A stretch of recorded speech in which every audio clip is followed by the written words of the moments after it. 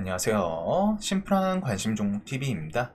해당 영상은 이제 2월 17일 월요일 관심 테마 브리핑이고, 자, 일단 금요일 나스닥 같은 경우는 조금 돌려놓기는 했는데, 이게 시장이 화끈하게 지금 어딘가 방향을 정하고 움직이거나 그러지는 않습니다. 그리고 그것과 별개로 우리나라 시장은 아직 흐름 자체는 좀 괜찮아요. 확실히 정확히 말하면 좀 센 느낌인데, 이게 좀 언제까지 지속이 될지. 그래서 코스피도 120 이런 저항 계속 있던 2559가 넘고서 좀 힘을 주고 있고, 코스피랑 이제 코스닥, 코스피가 최근에 조금 더 셌었죠. 유동성이 하나 계열사가 일단 계속 좀 힘을 주면서 그거에 대해서 코스피에서 수급을 좀 많이 가져갔었어요. 그래서 13조 17조, 그 다음에 이제 금요일도 14조 가까웠었고, 금요일날 이제 수급이 조금 이탈하니까 코스닥이 바로 또 10조 복구를 했습니다. 그래서 코스닥 같은 경우 지금 흐름이 상당히 좋죠, 시장이.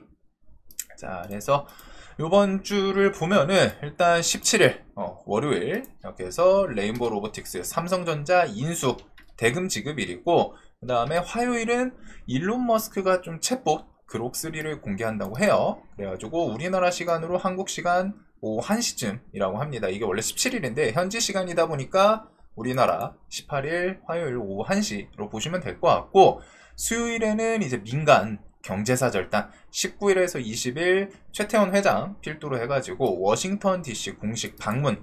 경제사절단에는 대미 주요 수출 품목인 자동차랑 반도체 산업을 중심으로, 우리나라 정확히 말하면 그냥 대미 주요 수출이라기보다는 우리나라 중심 수출 기반 산업들이 좀 다 껴있는 것 같아요. 철강, 조선, 에너지 플랫폼 등 해가지고, 특히 이제 자동차, 반도체 이런 쪽은 이제 4월 2일 이후에 좀 관세부가 나올 가능성이 높다 보니까 이번에 가서 좀 협상을 시도하는 내용이지 않나. 그래서 이런 거는 차후 내용을 보시면 될 것 같고, 그리고 2월 26일은 엔비디아 실적 발표가 있습니다. 그리고 3월달 들어서면은 매년 돌아오는 이제 좀 상폐 시즌, 상장 폐지 요건이 조금씩 바뀌긴 했지만 어찌됐든 기업 보고서들 제출하는 시즌이기는 해요. 그래서 그런 보고서 하나 제출 늦게 한다, 안 한다, 이런 거에 따라서 주가들 막 쫙 밀리고 별의별 악재들 다 나오기 때문에 3월 이 상폐 시즌 들어갈 때는 특히 좀 재무 조금 연속 적자, 오래된 애들이라던가 기업 재무 상태 안 좋거나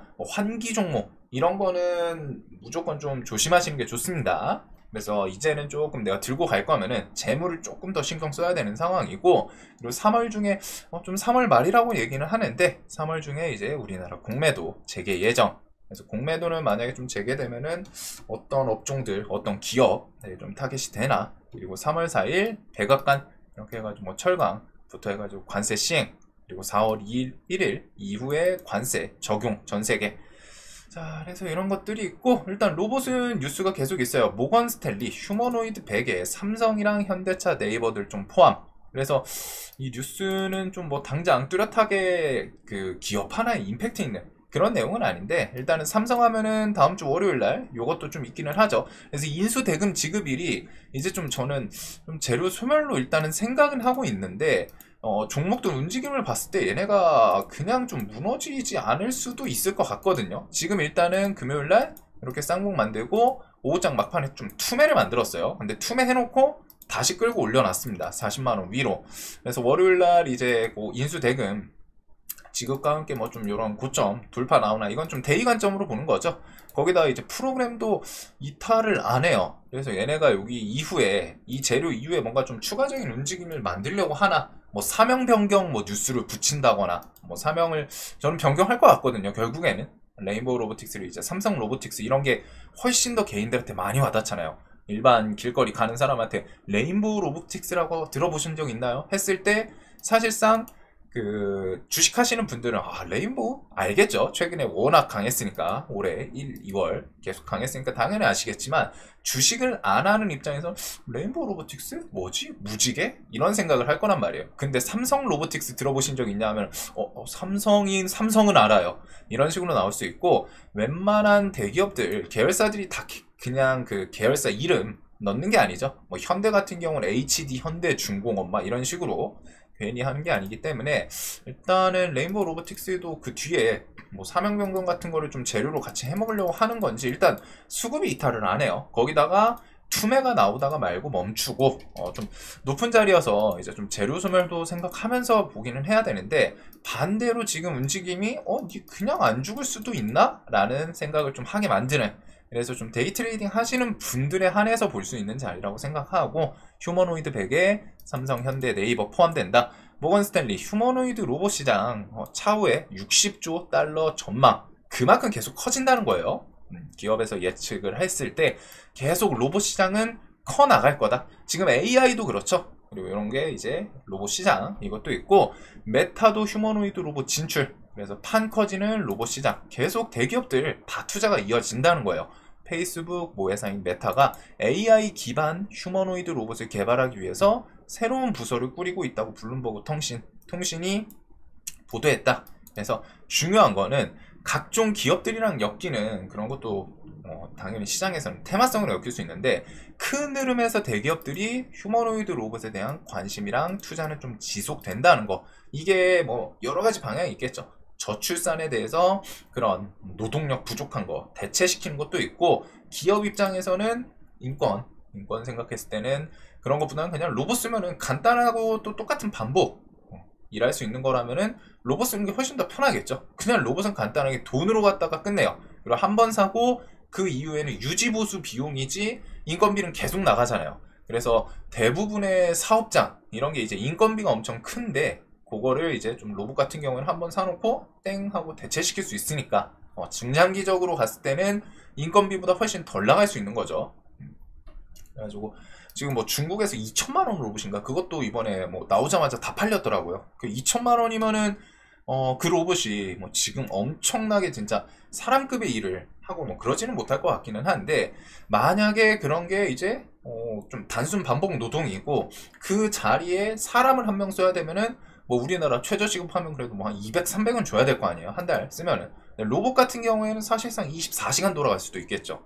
그리고 1년 쓰면은 뭐 사람을 썼을 때 2천, 한 달에 뭐 200씩 준다고 할 때 뭐 1년이면 2,500인데, 로봇은 그렇게 해서 1년 넘으면은 그때부터는 오히려 인건비 대비해서 훨씬 더 효율적으로 바뀔 수도 있는 거겠죠. 그래서 그런 부분이 앞으로 좀 계속 부각이 되지 않을까 싶고, 기업들 그 다음에 뒤에도 로봇은 뭐 이것저것 좀 튀어나올 수 있는 게 계속 있습니다. 자, 그래서 일단 레인보우 로보틱스 얘가 움직임이 가장 중요하겠죠. 이런 쌍봉 구간에서 이제 한번 좀 무너져 내릴 것이냐 아니면은 좀 버틸 것이냐, 저는 얘는 일단은 좀 중요하게 봐야 될 것 같고, 그거나 이제 클로봇 하이젠 RM, 얘도 정말 강해서 그냥 안 죽어요. 21선 타고 반등 좀 이쁘게 만들어냈고, 휴림 로봇은 조금 얘는 매매하실 거면은 재무 같은 거는 좀 생각은 해봐야겠죠. 계속 연속 적자 지속입니다. 21년부터. 얘는 좀 뭔가 좀 해먹으려고 하는 느낌인 것 같기는 한데, 재무에 대한 리스크는 있고, 그 다음에 시메스가 요 신고가 라인 살짝 깼다가 또 다시 빼꼼하고 얼굴 들이미는, 그래서 로봇 관련주들, 그 다음에 3XTHK는 고 일본 모 회사였나요? 해가지고 그 지분 엮여있는 그 계열사 통해서 뭐 테슬라 옵티머스의 뭐 납품, 그런 뉴스 내용이 있다 보니까 상당히 좀 셌습니다. 눌리고 반등 나오고 눌리고 반등 나오고. 그래서 이런 로봇들도 일단은 이슈가 계속 이어질 수 있다는 거. 자, 그리고 뭐 보면은 뭐 모건 스탠리 이거였고, 그 다음에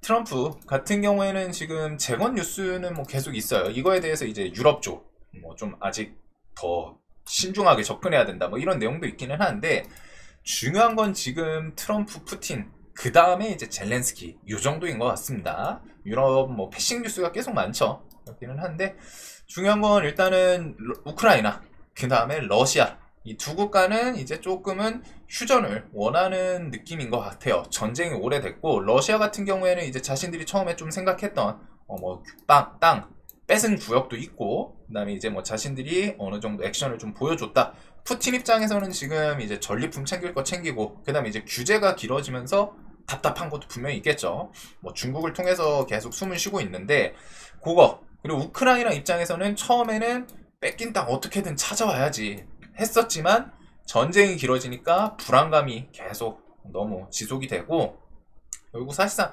우크라이나가 러시아를 이길 수는 없거든요. 이길 수는 없어요. 러시아가 뭐 진짜 극단적으로 끝에 가면은 뭐 전술핵이든 뭐든, 그 다음에 이제 뭐 그 전력의 차이도 분명히 있고, 우크라이나가 지금 전쟁을 계속 이어가고 있는 거는 사실상 러시아가 총공세를 안 한 것도 있을 겁니다. 러시아가 뭐 당연히 총공세를 하려면은 다른 지역들 이제 뭐 병력 다 뽑아와가지고 해야 되니까 그만큼 러시아 입장에서도 손쉽게 선택할 수 없는 부분도 있겠지만, 애초에 총공세해가지고 우크라이나를 점령을 한다, 그것도 문제거든요. 우크라이나를 그 정도로 갖다 이제 집어삼킬 정도로 갖다 공세가 이어지면은, 그때는 서방 국가에서도 그냥 지금처럼 뭐 무기 지원만 해주고 그러진 않겠죠. 왜?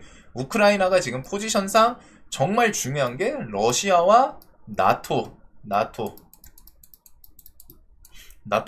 이렇게 있고, 그 다음에 러시아 이렇게 있을 때 가운데서 알게 모르게 완충 지역을 해주는 그 영역이기 때문이에요. 땅. 그렇기 때문에 러시아도 얘를 다 집어삼킬 생각을 안 하는 거고, 왜? 집어삼키면 이제 나토랑 국경을 맞대야 되잖아요. 그럼 얼마나 피곤하겠어요. 그리고 러시아가 애초에 우크라이나 침공한 것도 여기가 자꾸 나토 가입하려고 나토 가입시켜달라 하니까, 나토 가입하면은 나토가 적대적인 관계 국가가 그 연합이 자신들의 국경 바로 앞에서 뭐 미사일 배치하고 할 거니까 그거 보기 싫다는 거죠. 애초에 그 전쟁을 시작했던 침공 이유 중에 대표적인 게 하나였죠. 자꾸 나토 가입하려고 해가지고 불안감을 조성한다, 그거였어요. 그리고 나토도 당연히 반대 입장에선 똑같습니다. 러시아랑 지금 가운데 이제 우크라이나가 있기 때문에 건너서 구경을 할 수 있는 느낌이지, 만약에 우크라이나가 러시아 나토에 귀속이 된다면은, 들어간다면은, 그러면 이제 러시아랑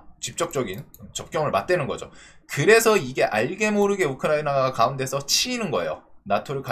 나토 입장에서도 우크라이나 받아서 득될 게 있으면 진작 했겠지만, 옛날부터 시켜달라 했는데 안 받아준 거, 그런 것도 있고 해가지고, 자, 그래서 일단은 벤스 우크라이나 러시아 갈등 협상된 해결 이끌어낼 방안 논의했다. 일단은 뭐 부통령이랑 젤렌스키 만남이 있었죠, 미네 안보 회의에서. 그리고 사우디 트럼프랑 푸틴 사우디에서 정상회담 하는 거 환영한다. 이전에도 한번 말씀드렸지만, 아마 협상이 진행되면은 중동 지역, 아랍에미리트나 이제 뭐 사우디나 뭐 아니면 터키 뭐 이런 것들을 말씀드렸는데, 일단 사우디로 좀 선정이 된 것 같아요. 그래가지고 중립 지역 같은 느낌이니까, 사우디 같은 경우에 뭐 미국도 친하지만 이제 러시아 뭐 이런 쪽에서도 뭐 쳐내고 그럴 국가는 아니죠. 그래서 가운데 있는 느낌이라서 사우디 빈살만이랑 좀 적극적으로 호응을 해주는 것 같고, 미국 며칠 내 사우디에서 우크라이나 종전 협상 시작, 이런 내용도 좀 나왔습니다. 그리고 이게 처음에는 좀 뉴스 언론사 뭐 해외도 똑같아요. 우리나라는 이제 찌라시가 워낙 많기는 한데, 미국 특사가 이제 공식적으로 수일이나 또는 수주 안으로 러시아 우크라이나 평화 계획 나올 거다. 그래서 인터뷰했던 내용을 보니까 좀 막 이 협상에 대해서 막 반년, 막 6개월 이상 걸리고 그런 게 아니라 수일이나 수주안 이렇게 좀 짧게 몇 달만 이런 게 얘기가 아니라고 하더라고요.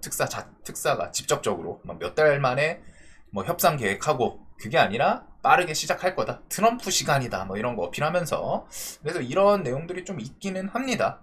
그래가지고 미국 특사 수일 또는 수주 안에 러시아 우크라이나 평화 계획 나올 거다, 이런 거는 뒤에 실제로 좀 협상으로 이어질 수 있는, 계속 트럼프가 등판하고 나서부터 움직임이 정말 빠르게 시행이 되고 있는 것 같아요. 그래서 트럼프가 행동력은 죽여줍니다. 진짜 이전에 북한 때도 그랬지만 행동력 하나는 끝내주는 것 같아요. 그러다 이제 뭐 중간중간 갑자기 탁 하면서 턴시키고 또 다시 돌리고 뭐 그럴 수도 있기는 한데, 요번 이쪽은 트럼프 쪽 악재가 뭐 갑자기 탁 하고 나올 것 같지는 않거든요. 그래도 일단은 생각은 해둬야죠, 트럼프 성향이 있다는 거. 그래서 우크라이나 평화전쟁 협상 요게 속전속결로 끝나도록 하겠다. 그래가지고 트럼프는 이 숙제를 좀 빨리빨리 해결하는 걸 요구하고, 자신이 이제 말하는 것은 6개월이 아니라 수일이나 수주일을 뜻한다 라는 거. 그래서 평화협상이 이제 이중 트랙으로 뭐 뒤에서도 뭐 좀 물밑 협상 계속 접촉을 하고 있다고 해요. 미국 대표들이 러시아랑 접촉하고 있고, 그 다음에 우크라이나랑 동맹국이 EU인 것 같은데, EU는 이번에 이제 좀 빼놓고 해가지고 뭐 좀 분노를 표출을 하긴 했죠. 자, 그리고 지금 평화협상은 미국이랑 러시아, 우크라이나 3국 중심으로, 러시아랑 우크라이나가 이제 뭐 당연히 당사국들이고, 미국은 지금 중재하는 포지션으로 들어가서 얘네 셋이 핵심이라는 거예요. 사실상 지금 유럽 국가 뭐 계속 자신들 빼놓고 협상하면 안 된다라고 하는데 그런 부분에 대해서 그리고 유럽이 평화협상에 물리적으로 관여하지 않는다. 대신에 지역적인 이해가 협상에 좀 반영될 거다.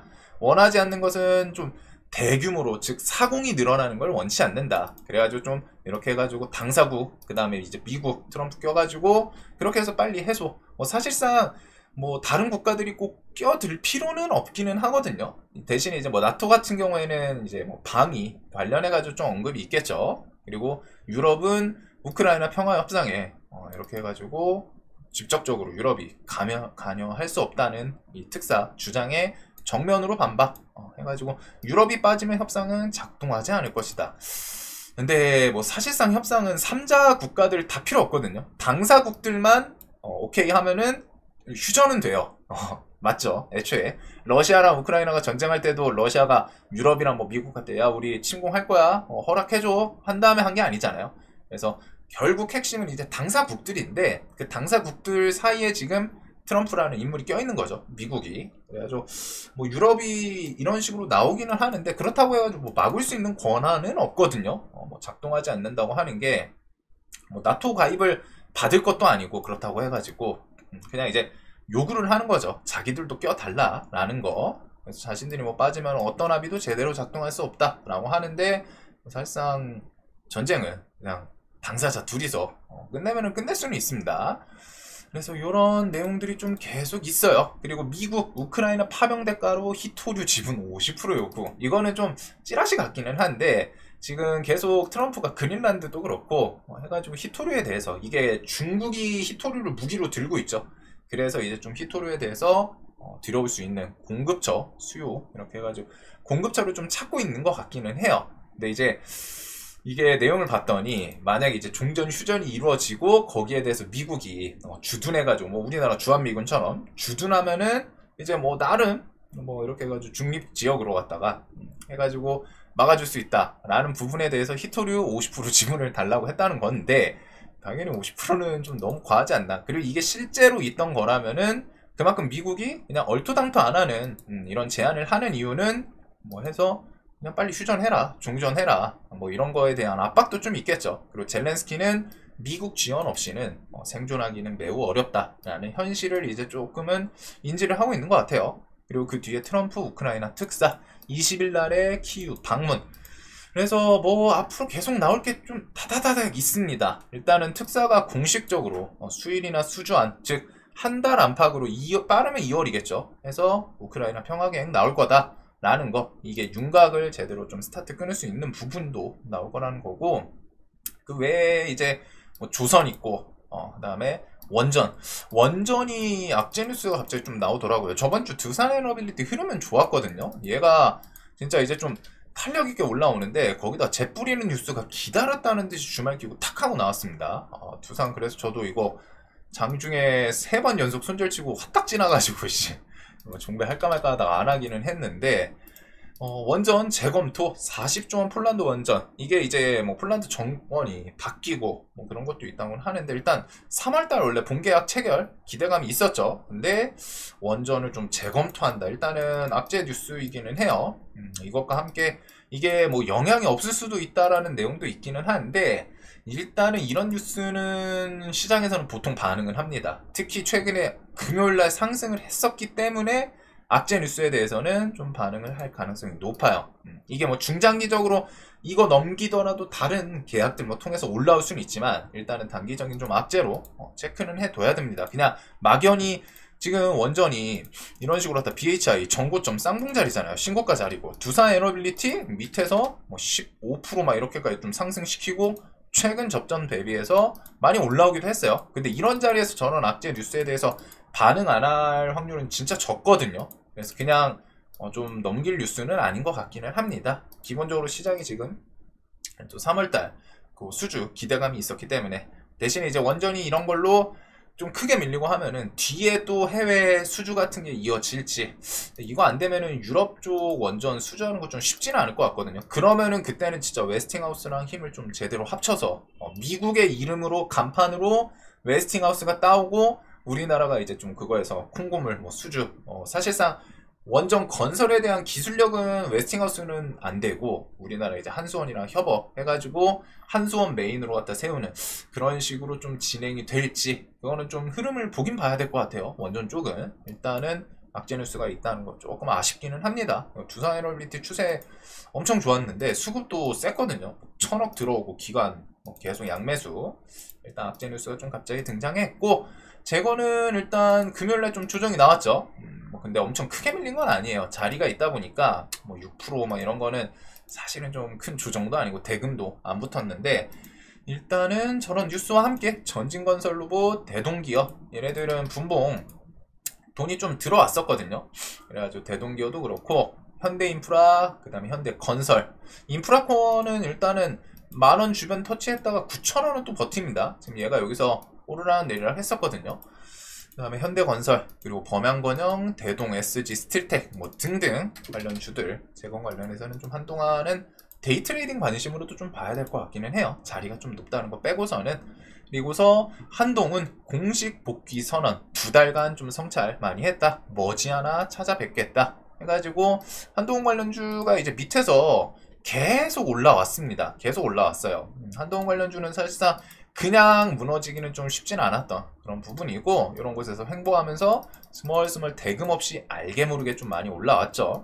그래가지고 태양금속우, 오파스넷, 덕성 이런 것들 좀 움직였는데 일단은 결국에는 조기 대선 테마예요. 조기 대선 테마 이제 그 인용이 나올 거라는 기대감으로 미리미리 앞서서 움직이고 있는 그런 종목들이라는 거. 그래서 뭐 김문수 관련주, 홍준표 관련주, 이준석 관련주, 오세훈 관련주, 오세훈은 또 움직였었고 원희룡이나 안철수는 조금 쉽진 않은 것 같고 최상목도 좀 차트는 어중간한 것 같아서 저기 위에 한동훈이랑 김문수, 홍준표 요 정도 오세훈 이렇게 좀 볼 것 같고 야당은 뭐 이재명 관련주죠 해가지고 이미 목금 또 이틀 연속 움직이고 있습니다. 움직이고 있는 게 이게 이제 그 재료에 대해서 마지막으로 이런 식으로 갖다 이제 헌재 뭐 결과 언제 나올지 이번에 좀 변론기일 추가 지정했더라고요. 그래서 탄핵 인용이 이제 3월 중순쯤 전후에서 좀 나올 수 있다라는 거.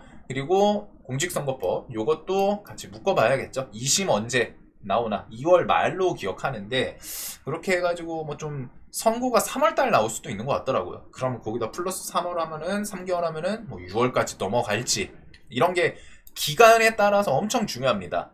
그리고 이제 탄핵 인용에 대한 기대치가 이제 3월 이때까지 있기 때문에 그 사이에 관련주들이 실제로 인용이 나올지 기각이 나올지 모르지만 기각이 나오면은 정치 테마는 와르르일 거예요. 와르르 무너지는데 그 전에 한 번씩 좀 돌아가면서 순환 뭐 뉴스 지지율 뉴스라던가 뭐 붙이면서 해먹는지. 자 그리고 반도체 같은 경우는 일단 HBM, CXL, 유리기판 뭐 계속 세죠. 그래가지고 넥스트 HBM, CXL, D램 열린다. 요게 이제 금요일날 장에서 뉴스 붙이면서 네오셈, 엑시콘, 그 다음에 TLB가 좀 상한가를 좀 보내기는 했어요. 원래 좀 끼 좋은 애들은 이제 네오셈이나 엑시콘 이런 애들인데 네오셈도 조금은 아쉽고 붙이진 못했죠. 그래도 기술적인 반등도 시원하게 좋고 엑시콘도 밑에서 또 꾸역꾸역 그냥 못 죽습니다. 얘네들이. 그리고서 오늘 이제 주말 끼고서 엔비디아 제2의 HBM 삼성과 SK랑 극비 협의 이건 뭐 단독 뉴스이기 때문에 뭐 가짜 뉴스일 수도 있지만 기본적으로 뭐 HBM 키워드들 엮이는 이수페타 한미반도체 그 다음에 하이닉스 나 뭐 DI 관련해가지고 좀 SK 하이닉스양 그런 관련주들 좀 움직이는지 저거는 삼전 하이닉스 둘 다 엮어서 사실 반도체 관련주 다 엮을 수도 있거든요. 그래서 그것들 그 다음에 유리기판은 제 어디 갔어? PI 와 얘가 상한가 2번에다가 이제 이날도 좀 슈팅 만들고서 여기서 좀 십자도지 버티더니 좀 꾸역꾸역 해가지고 이날 근데 분봉이 좀 화려했죠. 어려웠죠. 좀 화려했어요. 분봉 좀 사이클이 똑같이 움직이긴 했는데 야 변동성이 좀 심하긴 하더라고요. 밀면은 10% 올리고 10% 올리고 또 10% 밀어버리고 올리고 시간에서 상을 보냈습니다. 그래서 이제 만원 구간이기는 한데 요거랑 이제 IST 요거 네, 신규 상장주 해가지고 저점 이탈하고 또 기술적인 반등 구간이지 않나 싶고, 요것들이랑 이제 유리기판에서는 피롭틱스는 그래도 5일선 깬 자리에서 지지할 구간 딱 깔끔하게 잘 지지하고 일단 움직임 다시 돌려놓은 것 같기는 해요. 그래서 그런 거랑 한빌레이저, 나머지 유리기판들 아직 유리기판이 무너지는 흐름은 아닙니다. 그리고 올해 계속 유리기판은 좀 봐야겠죠. 로봇, 유리기판 이런 애들. 자, 그래서 바이오 뭐 개별 뉴스 있고, 일단은 다음 주도 뭐 재건도 그렇고 유리기판 이런 좀 메인 테마 애들은 계속 앞에 둬야 되는 것 같아요, 시장이. 그 다음에 이제 반도체 쪽이라고 그냥 묶어서 볼 수 있을 것 같습니다. H뱅키어드도 있고 CXL 이런 것도 있고 한데, 삼전이랑 하이닉스 움직임들이랑 같이 보시면 될 것 같고, 온디바이스도 뭐 반도체죠 사실상. 그 외에 하나 계열사가 일단은 하루 쉬었어요. 금요일날 좀 하루 쉬었는데, 완벽하게 무너질지 아니면 신고가 주변에서도 이렇게 밑꼬리 달고서 버티다가 얘네는 저는 며칠 좀 봐야 될 것 같거든요. 그냥 무너질 수 있는 그런 그림은 아니어서. 하나 시스템 오션 엔진은 조금 그렇고, 보면은 시스템 오션 에어로 스페이스 이거 세 개에다가 비전은 신고가 쌍봉 맞고 밀렸기 때문에 이렇게 좀 볼 것 같습니다. 자, 그리고 그거 외에 뭐 개별주 고영, 그 다음 방산 뭐 신고가 현대로템, 지금 시장이 아직은 흐름이 좀 괜찮아요. 그래서 이런 것들 위주로 체크를 할 것 같네요. 자, 내일도 돈 많이 버시는 하루 되셨으면 좋겠고, 어떻게 보면 시장이 좀 뭐 엄청 새로운 테마가 없는 건 좀 아쉽기는 한데, 그래도 좀 듬직한 형님급 그 자리 잡아주는 그런 테마들이 계속 돌긴 돕니다. 그리고 뭐 거래대금 아직 유동성은 좀 빵빵하기 때문에, 자, 다음 주도 또 좋은 시장 이어지길. 자, 내일도 돈 많이 버시는 하루 되셨으면 좋겠고, 영상 항상 도움되시길 바라겠습니다.